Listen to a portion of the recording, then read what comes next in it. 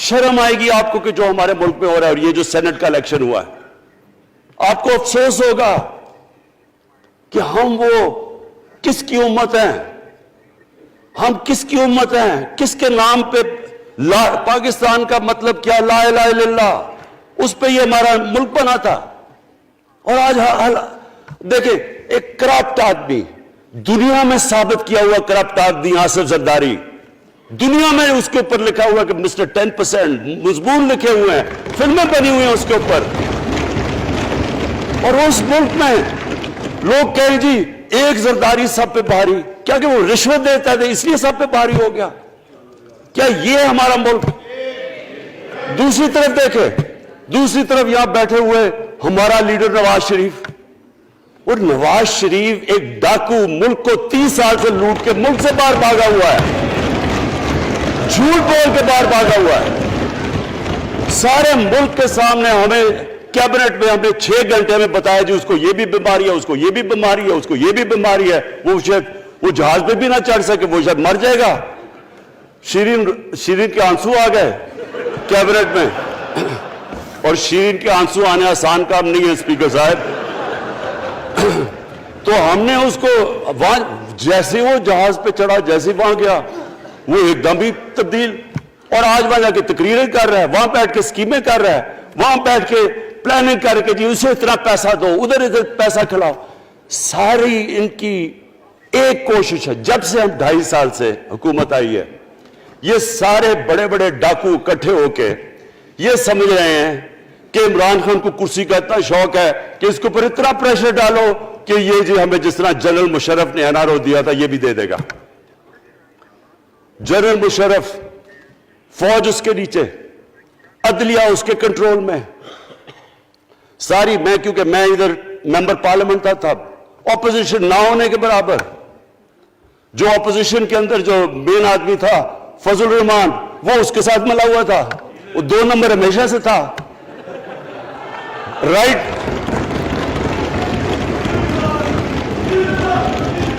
اور وہ آدمی جس کے پیچھے امریکہ ان کی جنگ لڑ رہا تھا, سب کچھ, وہ ان کے پریشر میں آ کے ان دونوں کو NRO دیا. اور اتنا بڑا اس ملک کے اوپر اس نے جرم کیا ہے. ان دونوں نے آ کے NRO لے کے دونوں ہاتھوں سے ملک لوٹا. اس کے بعد دونوں نے اس ملک کے اوپر 4 گنا زیادہ قرضہ چڑھایا. اسپیکر صاحب, 6,000 ارب سے ہمارا قرضہ جو ٹوٹل لائبلٹیز 30,000 ارب پہ پہنچا دی. آج ہمارے اوپر کیا مسئلہ ہے؟ ہمیں یہ قرضوں کی قسطیں دیتے ہوئے بیچارے لوگوں کے اوپر بوجھ ڈالنا پڑتا ہے. یہ جو مہنگائی ہے اس کے بعد میں بعد میں بات کرتا ہوں, لیکن میں پہلے یہ بات کمپلیٹ کر لوں کہ دیکھیں اسپیکر صاحب, میں یہ 2.5 سال سے تماشے دیکھ رہا ہوں. یہاں پہلے دن پرائم منسٹر بن کے پرائم منسٹر تقریر کرنے جا رہا ہے, کھڑے ہو کے تقریر نہیں کرنے دی. کیوں تقریر نہیں کرنے دی؟ کیونکہ ان کو پہلے دن سے ڈر تھا کہ یہ ہمارے جو کرپشن کے کیسز یہ معاف نہیں کرے گا. کرپشن کے کیسز ہم نے نہیں بنائے تھے اسپیکر صاحب, یہ سارے ان کے دور کے کیسز بنے ہوئے ان کے اوپر. آپس میں تو ان کا مکمکا تھا, اپنا نیب کا چیئرمین آپس میں مل کے کیسز ان کے بند کر رہا ہے. عدلیہ اس وقت کی عدلیہ وہ ان کے ہاتھ میں تھی, ان کو تو مسئلہ ہی کوئی نہیں تھا. وہ $60 ملین آصف زرداری کا سوئٹزرلینڈ میں پڑا ہوا ہے, وہ جج کہہ رہا ہے کہ واپس لے کے آؤ.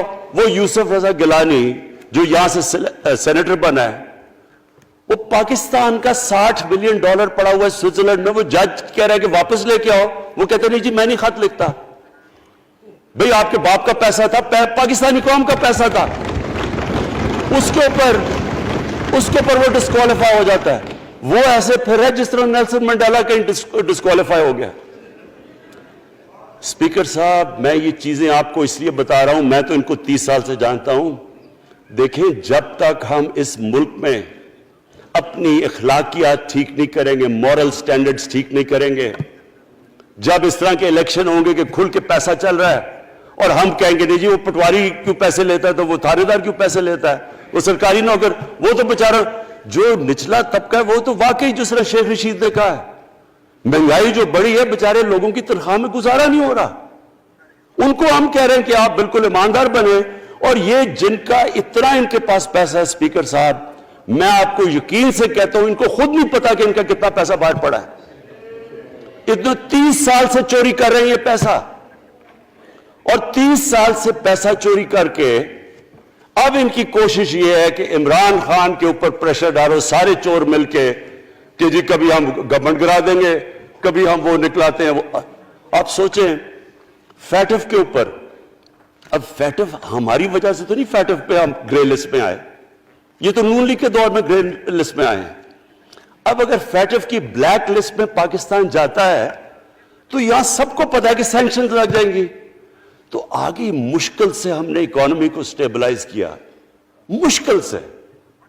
اگر بلیک لسٹ میں جاتا ہے تو اکانومی سیدھی نیچے. آج جو لوگوں کو مشکل پڑی ہوئی ہے, اور مشکل پڑی ہوئی ہے ہمارے لوگوں کو مہنگائی کی, اس کی وجہ یہ ہے کہ ہمارا روپیہ جو تھا تقریباً 107 روپے کا, آج 160 روپے کا. تو جب روپیہ گرتا ہے تو ساری چیزیں باہر سے مہنگی ہو جاتی ہیں, پٹرول, ڈیزل, بجلی. اب بجلی کی آدھی بجلی ان سے باقی ڈالر کانٹریکٹس کے اوپر بجلی کے کانٹریکٹ سائن کیے ہوئے ہیں, وہ سب کچھ باہر سے. دالیں مہنگی, جو چیز باہر سے امپورٹ کرتے ہیں, گھی مہنگا, ساری چیزیں مہنگی ہو جاتی ہیں. تو یہ سوچ لیں کہ اگر ہمارے اوپر سینکشنز لگ جائیں, اگر ہمارے اوپر فیٹف کی سینکشنز لگ جاتی تو یہ تو آپ تو سوچ ہی نہیں سکتے کہ یہ ملک میں کیا حال ہونا تھا. تو ہم اپنے ملک کے لیے فیٹف کی ریکوائرمنٹ پہ لیجسلیشن کروا رہے ہیں, اور انہوں نے جناب اتنا بڑا وہ ذرا پکڑا, اتنا بڑا وہ لا دیا جی, اتنا بڑا جی, یہ 34 شکیں چینج کر دیں نیب میں. اب نیب کا فیٹف سے کیا تعلق ہے؟ انہوں نے سمجھا کیا عمران خان قابو آ گیا, اب تو یہ ڈر کے فیٹف کی بلیک لسٹ سے اب تو جناب ہمیں یہ 34 شکیں سائن کر کے تو نیب کو ختم کر دے گا. مطلب یہ کہ صرف ان کی چوری کے کیسز ختم ہو جائے, بس 1 پوائنٹ ایجنڈا ان کا. اور میں نے آپ کو پہلے دن یہاں سے کہا تھا, پہلے دن یہاں کھڑے ہو کے میں نے کہا تھا کہ ان کا صرف 1 پوائنٹ ایجنڈا. میں ان کو جانتا ہوں, میں ان کو جانتا ہوں, جب یہ سارے اپوزیشن میں میرے ساتھ تھے. ان کا صرف ایک خوف ہے کہ یہ NRO نہیں دے گا, لہٰذا اس کو اتنا بلیک میل کرو, اور اب فیٹف کے اوپر تو یہ پھنس گیا ہے تو اب اس سے لے لو, اس سے کنسیشن لے لو تاکہ نیب ختم ہو جائے. اب سوچیں کیا ان کو ملک کا فکر ہے؟ کیا ان کو نہیں پتا تھا کہ کیا ہونا ہے اگر فیٹف کی بلیک لسٹ پہ چلے جاتے ہیں؟ اس کے بعد انہوں نے جلسے کرنے کی کوشش کی, بڑا جی پبلک نکالیں گے ہم, مینار پاکستان کے اندر جلسہ. مینار پاکستان کا یہ جانتے نہیں. دیکھیں ان کے بھی آگئے ایک شہزادہ ایک شہزادی جنہوں نے زندگی میں کبھی کام کیا نہیں ہے, نہ ان کو پتہ ہے کہ سٹرگل ہوتی کیا ہے. جناب مینار پاکستان خود ہی اخباروں کے اندر اپنے آپ کو پیسے خرچ کر کے اخباروں میں ذرا نمایاں کر کے جناب انہوں نے مینار پاکستان میں جلسہ کر لیا. اب میں تو جانتا ہوں مینار پاکستان, اور میں تو اپنے لاہور کو بھی جانتا ہوں, میں تو اپنے لاہور شہر کو بھی جانتا ہوں. وہ لاہور شہر ملک کا کوئی پیسہ چوری کیا ہو اس کے خلاف تو نکلے گا, لیکن بڑے بڑے ڈاکو اگر وہ سمجھ رہے ہیں کہ اپنی چوری بچانے کے لیے لاہور شہر کو نکالیں گے تو وہی ہوا جو ان کے ساتھ مینار پاکستان میں ہوا. اب آ کے جو ڈاکٹر فہمیدہ مرزا نے بڑا اچھا آپ کو ایکسپلین کیا, انہوں نے بتایا کہ یہ کیوں ضروری تھا اوپن بیلٹ. انہوں نے بتایا کہ الیکشن کمیشن کی تو ریکوائرمنٹ ہے کہ آنسٹ ہو, فری اور فیئر الیکشن ہو. تو انہوں نے 2008 میں چارٹر آف ڈیموکریسی میں کہا ہوا ہے کہ جی اوپن بیلٹ ہونی چاہیے, دونوں پارٹیز نے. اور اس کے بعد ایک دم وہاں سے دونوں سب ادھر سے بھاگ کے اور کہتے نہیں جی خفیہ بیلٹ ہونی چاہیے. میں نے تب کہہ دیا کہ خفیہ بیلٹ کا ایک مقصد تھا, سارے مل کے کوشش کریں گے کہ حفیظ شیخ کو ہرائیں, اور وہ جو آدمی جیتا ہے پاکستان کا کرپٹ ترین آدمی. میں ایک چیز آپ کو آج کہتا ہوں, یوسف رضا کے آپ صرف ایسٹس دیکھ لیں, प्राइम मिनिस्टर बनने से पहले थे और उसके बाद क्या एसेट्स है। भाई एक चीज देख लें, कोई आपको कुछ करने की जरूरत नहीं है, आपको पता चलेगा इन्होंने इसने क्या किया अपने जमाने में। तो उसको ला के यहां बैठा के तो जनाब इन्होंने सारा पैसा लगा के, और हमें सब पता था क्या हो रहा है, और उसको जाके जनाब इन्होंने हरवा दिया हफीज शेख को। अब क्या पैगाम गया सारे मुल्क में इसका? मैंने क्यों ये आज वोट ऑफ कॉन्फिडेंस ली है, इसका क्या पैगाम गया दुनिया में? सारे लोगों के सामने ओपन हॉर्स ट्रेडिंग, लोगों को रातों को कॉल कर रहे हैं, या मैं तो खास दाद देना चाहता हूं, मेरे मेंबर्स बैठे हैं, ख्वातीन बैठी हैं, जिनको कॉलें गई हैं रात कि जी 2 करोड़ से रेट शुरू होगा, हम अब आपको आगे पैसे देंगे। इनको सारों को पैसे ऑफर कर रहे हैं। और फिर अगर मैं सिर्फ इलेक्शन कमीशन को एक चीज कहना चाहता हूं, आप मेहरबानी करें, पाकिस्तान की एजेंसी से सिर्फ एक सीक्रेट ब्रीफिंग लें, आप इनको अंदाजा होगा कितना पैसा चला इस इलेक्शन के अंदर, पता चलवाएं क्या हुआ इस इलेक्शन में, ताकि आप इस तरह की स्टेटमेंट ना दें कि जी हमारी कोई आजादी खत्म कर रही है। मैं आपकी आजादी खत्म कर रहा हूं ये कह के आपके कि ये जो इलेक्शन में हुआ है। स्पीकर साहब, मैं आज इस ओकेजन के ऊपर, क्योंकि मुझे इस पे काफी, मैं 2.5 साल ये बड़ी चीजें बर्दाश्त करता रहा हूं, और मैं इसलिए सब्र से करता रहा हूं क्योंकि मुल्क इतना हमारा मुश्किल में है। जो हमें टाइम मिला जब मेरी गवर्नमेंट आई, मैं आपको यकीन से कहता हूं कि सारी जिंदगी मेरी तो स्ट्रगल में गुजरी। जो भी आप इंसान ने किसी चीज में compete करता है, अगर आपने मुल्क में अपने सबसे टॉप 11 खिलाड़ियों में पहुंचना है तो एक बहुत सारे मुल्क में मुकाबला करके आप वहां पहुंचे, उसमें बड़ी स्ट्रगल होती है, ऊंच नीच होती है बड़ी। और फिर आप अगर आपको दुनिया के लेवल पे आपको अपना, अगर आपने आपको मनवाना है, उसकी और एक स्ट्रगल होती है। और मेरी उससे ज्यादा बड़ी स्ट्रगल थी कि एक आदमी जाके हॉस्पिटल बनाने की कोशिश करे, और वो भी कैंसर हॉस्पिटल। तो एक वो बहुत बड़ी स्ट्रगल थी। फिर पॉलिटिक्स में लंबी स्ट्रगल रही है।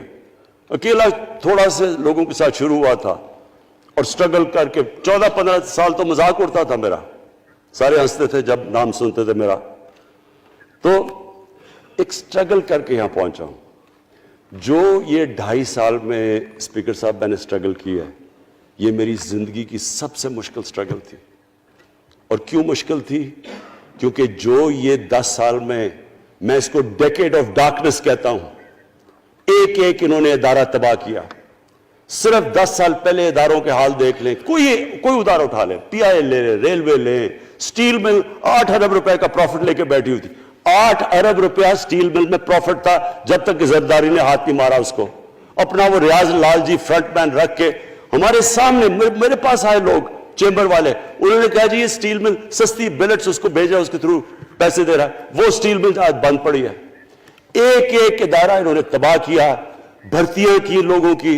वो इदारे इतने बड़े बड़े हो गए हैं कि वहां पेंशन ही इतनी आ गई है कि कुछ बचता नहीं है सैलरीज और पेंशन के बाद के इदारे को ठीक कर सके। एक एक इदारा तबाह किया। मुल्क का सबसे बड़ा जो करंट अकाउंट डेफिसिट, जिसके ऊपर सारा प्रेशर पड़ता है, अगर आपका करंट अकाउंट यानी कि डॉलर ज्यादा मुल्क से बाहर जा रहे हैं और कम अंदर आ रहे हैं, तो प्रेशर रुपए पे पड़ता है, वो गिर जाता है।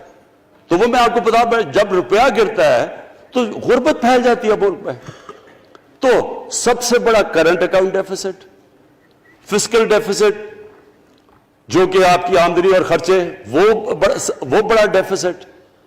सारे इदारे खसारे में। पावर कॉन्ट्रैक्ट्स जो इन्होंने साइन किए स्पीकर साहब, ये उमर अयूब आपको बताएगा, वो यानी ऐसे लग रहा था कि किसी दुश्मन ने आके एक मुल्क को नुकसान पहुंचाने के लिए पावर कॉन्ट्रैक्ट साइन किए।